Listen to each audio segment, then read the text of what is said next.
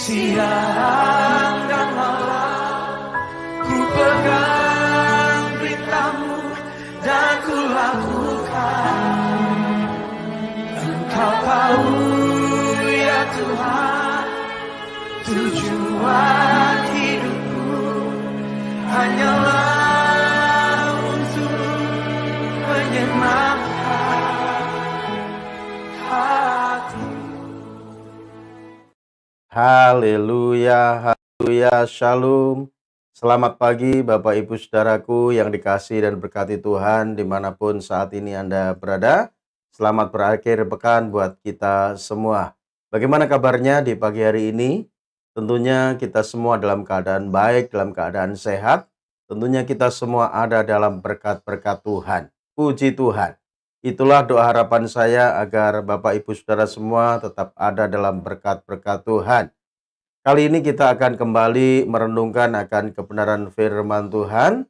Biarlah firman Tuhan yang sebentar kita dengarkan bersama-sama, kita renungkan dalam kehidupan kita, memberikan kita pemahaman dan kekuatan bagi setiap kita untuk kita menjalani hidup dari hari ke hari bersama dengan Tuhan. Sehingga tujuan hidup kita itu jelas, yaitu di dalam Tuhan kita Yesus Kristus. Untuk itu saudara, sebelum kita dengarkan akan renungan kebenaran firman Tuhan, saya mengajak setiap kita untuk membuka di dalam doa. Mari kita berdoa.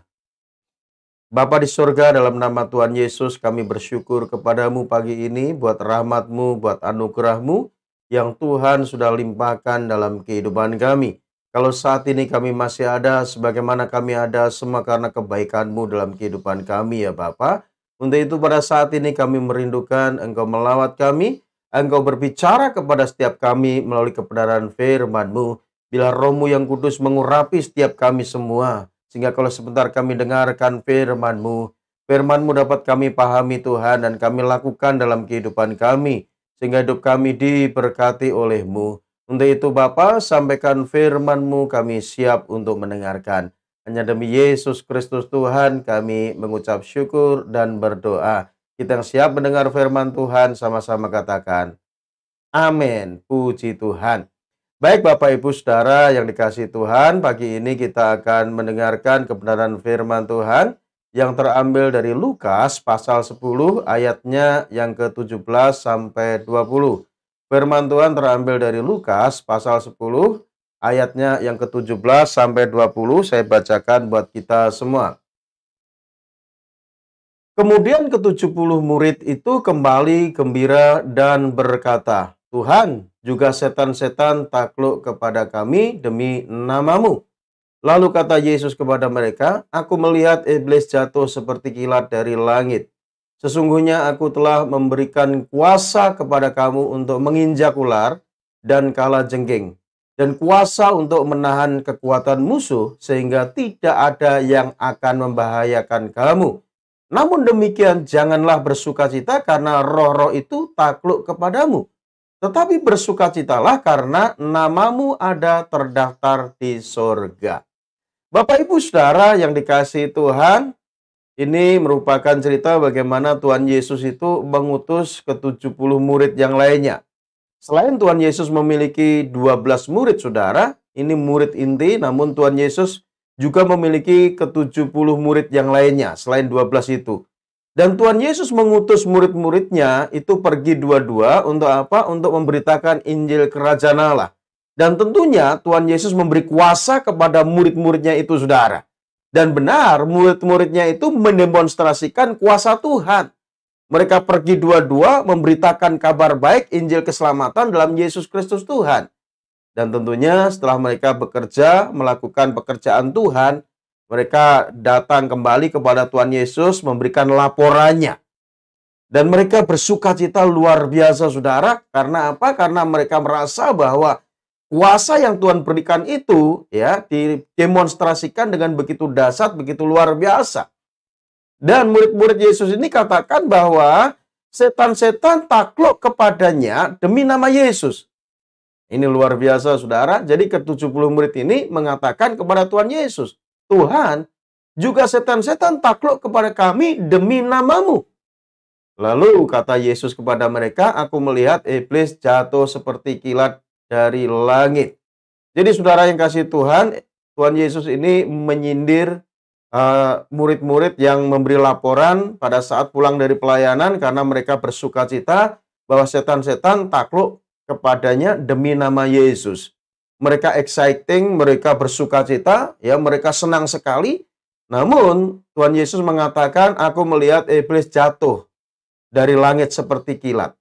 Artinya saudaraku, Tuhan Yesus tidak mau oleh karena sesuatu, ya oleh karena kuasa yang Tuhan berikan, membuat dirinya itu besar kepala. Membuat diri murid-muridnya itu sombong, saudaraku. Sehingga kesombongan itu membuat murid-muridnya itu bisa jatuh. Jadi saudaraku yang kasih Tuhan, kita sebagai orang yang percaya kepada Tuhan, kita diberi kuasa oleh Tuhan. Karena Alkitab katakan bahwa tanda-tanda ini akan menyertai orang-orang percaya. Mereka akan mengusir setan demi namaku. Mereka akan berbahasa-bahasa baru bagi mereka. Apabila tangannya diletakkan atas orang sakit, maka orang itu akan disembuhkan. Memang kuasa itu diberikan bagi setiap orang percaya. Termasuk kepada murid-muridnya pada waktu itu, saudara. Sehingga murid-murid Yesus itu bersukacita. Karena apa? Karena kuasa yang Tuhan berikan terhadapnya untuk melakukan mukjizat Tuhan. Untuk mengusir setan, menyembuhkan orang sakit, bahkan iblis gemetar demi nama Yesus. Namun Tuhan Yesus katakan kita nggak boleh bersukacita karena semuanya itu. Kita jangan berbangga diri, kita jangan memegahkan diri, kita jangan sombong. Karena karunia yang Tuhan berikan kepada kita, saudara. Karena itu hanya titipan. Itu hanya pemberian Tuhan. Itu anugerah yang Tuhan berikan bagi setiap kita orang percaya yang mau ya melayani Tuhan. Itu ada kuasa. Makanya Tuhan Yesus katakan, aku melihat seperti iblis jatuh dari langit. Memang aku telah memberikan kepadamu kuasa. Ya, yang dahsyat itu kuasa untuk menahan kekuatan musuh. Ini yang Tuhan Yesus katakan dalam ayat 19, saudara. Sesungguhnya aku telah memberikan kuasa kepada kamu untuk menginjak ular dan kalajengking, dan kuasa untuk menahan kekuatan musuh, sehingga tidak ada yang akan membahayakan kamu. Ayat 20, namun demikian, janganlah bersukacita karena roh-roh itu takluk kepada kamu. Tetapi bersukacitalah karena namamu ada terdaftar di sorga. Ini yang terpenting, yang menjadi perenungan dalam kehidupan kita, saudaraku. Jadi sukacita yang kita bangun dalam kehidupan kita, itu harus benar. Jangan kita bersukacita karena kita menerima kuasa yang begitu dahsyat, yang begitu luar biasa dari Tuhan kita Yesus Kristus. Jangan kita hanya bersukacita karena berkat-berkat Tuhan yang Tuhan berikan dalam kehidupan kita saja. Jangan kita bersukacita karena kita sedang menerima sesuatu yang sifatnya itu adalah duniawi, saudaraku. Jangan kita bersukacita karena apa? Karena hal-hal yang bersifat lahiriah. Namun kita bersukacita itu dasarnya harus benar. Sukacita kita karena apa? Nama kita itu terdaftar di sorga. Ini yang utama yang Tuhan mau sampaikan kepada setiap kita orang yang percaya kepada Tuhan. Termasuk kepada murid-murid Yesus pada saat melakukan pekerjaan Tuhan disertai dengan kuasa yang begitu dahsyat, begitu luar biasa. Mereka berbangga diri, mereka bersukacita. Namun Tuhan mengatakan, jangan kamu membangun sukacita itu dasarnya karena semuanya itu. Tapi bangunlah sukacitamu karena apa? Namamu terdaftar di sorga. Ini sesuatu yang penting yang menjadi perenungan dalam kehidupan kita, saudara. Karena apa? Karena tatkala nama kita tidak terdaftar di sorga, maka tentunya kita tidak akan mengalami atau menerima kehidupan kekal dalam kerajaan sorga. Sebaliknya kita akan mengalami kebinasaan, kita akan mengalami siksaan, kita akan mengalami neraka dalam kehidupan kita, saudara. Kalau kita melihat dalam kitab Wahyu, di sana digambarkan orang yang namanya tidak terdaftar dalam kerajaan surga. Dalam Wahyu 20 ayat 14-15 katakan begini, saudara. Lalu maut dan kerajaan maut itu dilemparkan ke dalam lautan api. Itulah kematian yang kedua. yaitu lautan api. Jadi ini kematian orang-orang yang namanya tidak terdaftar di dalam kerajaan surga, itu dilempar di lautan api.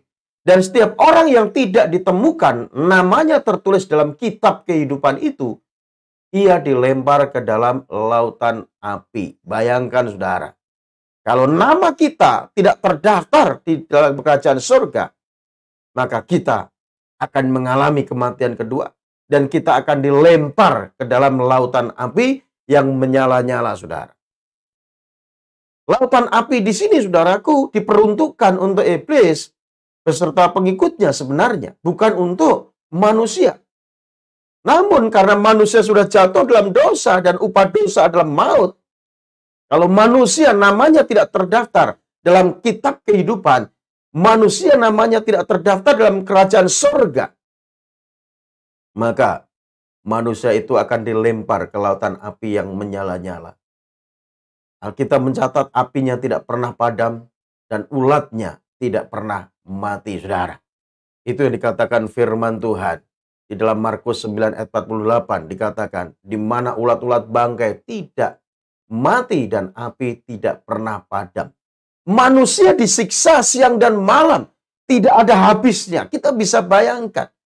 Ini merupakan keadaan yang sangat mengerikan yang harus kita hindari dalam kehidupan kita sebagai manusia yang hidup dalam dunia ini, saudaraku. Jadi kita harus membangun sukacita kita itu harus benar.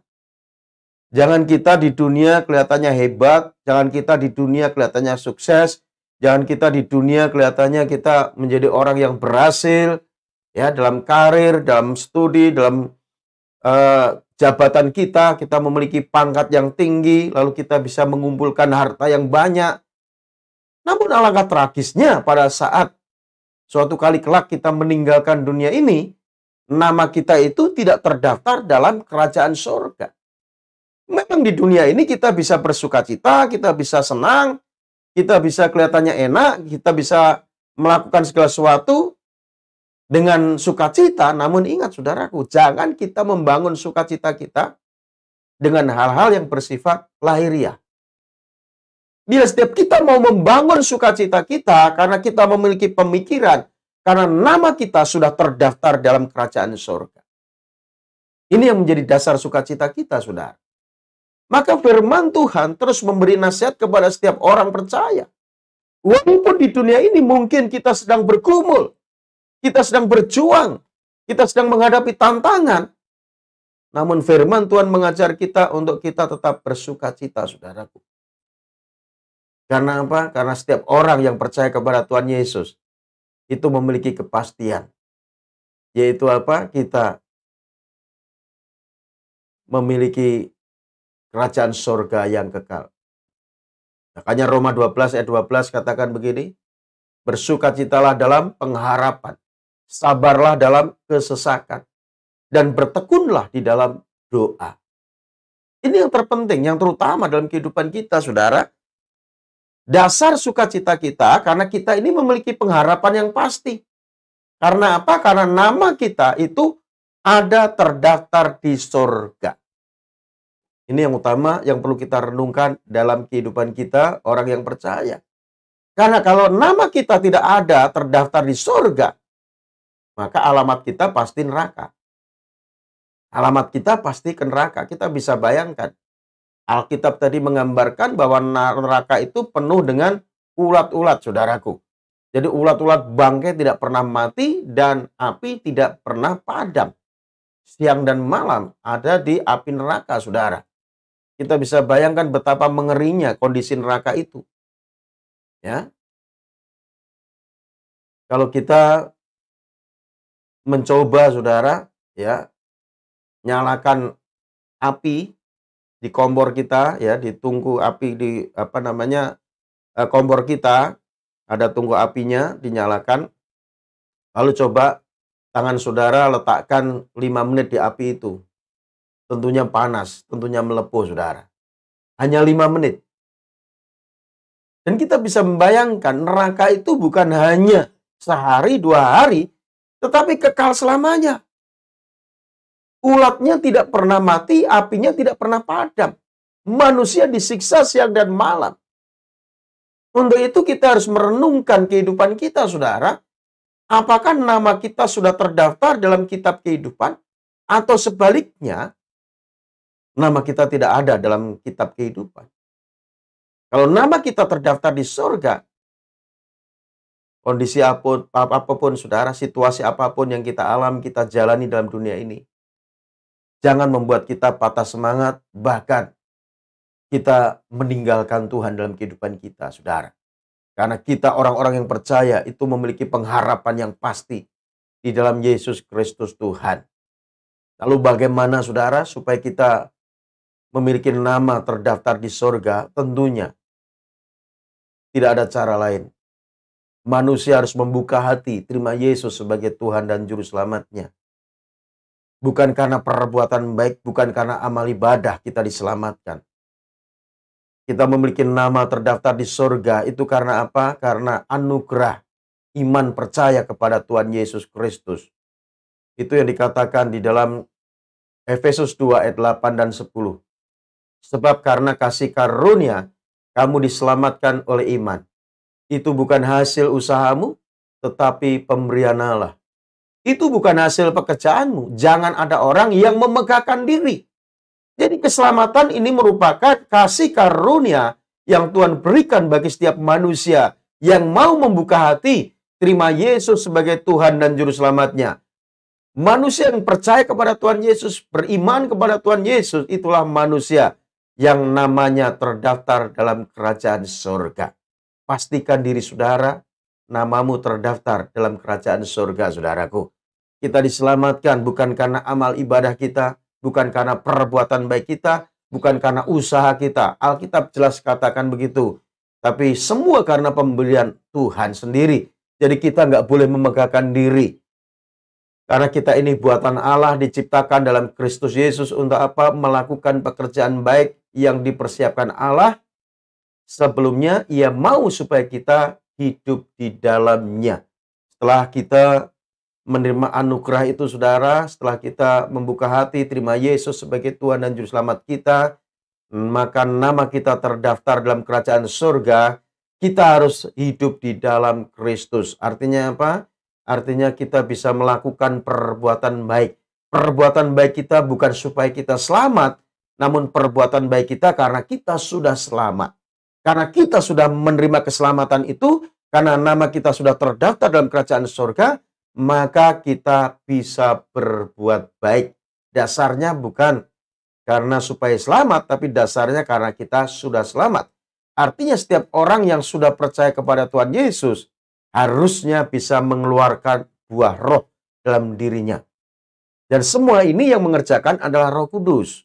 Galatia 5 ayat 22-23. Buah roh adalah apa? Kasih, sukacita, damai sejahtera, kesabaran, kelemah lembutan, kebaikan, kemurahan, sampai penguasaan diri. Jadi, setiap orang yang namanya ada terdaftar di surga, tentunya kehidupannya akan berbuah, saudara. Karena apa? Dia tinggal di dalam Kristus. Karena dia menjadi anggota warga kerajaan surga. Sehingga akan mengikuti aturan main surga. Hidup dalam kebenaran firman Tuhan. Sehingga hidupnya berbuah, saudara. Jadi mari Bapak Ibu Saudara yang kasih Tuhan, jangan kita membangun sukacita itu atas dasar hal-hal yang bersifat duniawi. Atas dasar hal-hal yang bersifat materi. Ya, atas dasar apa yang kelihatan di depan mata kita. Seperti yang murid-murid Yesus bersukacita pada saat diutus Tuhan Yesus, dua-dua mereka memberi laporan bahwa setan-setan takluk demi nama Yesus. Mereka bersukacita, mereka senang sekali. Namun Tuhan katakan, aku melihat ada iblis seperti jatuh dari langit. Tuhan Yesus menyindir, jangan kamu bangga karena semuanya itu. Kamu bisa jatuh. Namun berbanggalah karena apa? Namamu terdaftar di dalam surga. Bersukacitalah karena namamu terdaftar dalam kerajaan surga. Ini yang utama, saudara. Kita harus membangun sukacita kita karena nama kita itu terdaftar di surga. Karena Dunia ini, saudara, tempat kita sementara. Setiap orang yang percaya kepada Tuhan itu menjadi warga kerajaan sorga. Ya, dunia ini tempat kita sementara. Dan alamat manusia itu ada dua. Kalau tidak sorga, pasti neraka. Dan kita bisa melihat gambaran neraka, lautan api yang menyala-nyala, apinya tidak pernah padam, ulatnya tidak pernah mati, manusia disiksa siang dan malam. Dan tentunya kita semua tidak mau menghampiri api neraka, saudara. Tentunya kita semua mau masuk dalam kerajaan surga. Lalu bagaimana caranya? Kita harus membuka hati, terima Yesus sebagai Tuhan dan Juru Selamat kita. Karena yang bisa membawa manusia masuk neraka ataupun surga, itu hanya Tuhan Yesus. Dan manusia akan dilemparkan ke neraka pada saat manusia tidak mau percaya kepada Tuhan Yesus. Namun pada saat manusia mau membuka hati terima Yesus sebagai Tuhan dan Juru Selamatnya, maka tentunya Tuhan akan membawanya ke surga. Dan surga adalah tempat yang indah. Alkitab katakan, tidak ada ratap tangis, kertak gigi di sana, saudaraku. Yang ada hanya kebahagiaan, itulah surga. Yang ada hanya sukacita, saudaraku. Jangan kita hanya di dunia ini mengejar sesuatu yang sifatnya sementara. Kita mengabaikan sesuatu yang kekal, saudara. Saudara akan menyesal suatu kali kelak. Dan penyesalan itu akan selama-lamanya, saudara. Untuk itu mari tetapkan hati kita untuk kita menjadi warga kerajaan surga. Dengan cara bagaimana? Tentunya kita mau datang kepada yang memiliki surga. Siapa itu yang memiliki surga? Yaitu Tuhan Yesus Kristus. Karena dia dari surga turun ke dalam dunia untuk menyelamatkan manusia yang jatuh dalam dosa. Bagaimana caranya? Buka hati terima Yesus sebagai Tuhan dan Juru Selamatmu. Beriman kepada Tuhan Yesus, maka saudara akan memiliki jaminan kehidupan kekal dalam kerajaan surga. Tuhan Yesus memberkati kita semua, mari kita berdoa. Bapa, terima kasih firman-Mu pagi ini yang mengingatkan setiap kami ya Tuhan. Untuk kami membangun sukacita kami, karena nama kami ada terdaftar di surga. Biarlah firman-Mu termeterai dalam loh hati kami, sehingga kami terus tetap kuat di dalam Tuhan, dalam setiap segala kondisi apapun ya Tuhan. Walaupun kami penuh tantangan, penuh ujian cobaan dalam kehidupan kami, namun kami tetap bersukacita. Karena sukacita Tuhan itulah kekuatan kami, karena kami memiliki pengharapan yang pasti. Terima kasih Bapa, kami menyerahkan kehidupan kami dalam tangan Tuhan saja. Engkau mampukan kami untuk melakukan firman-Mu. Berkati kami semua.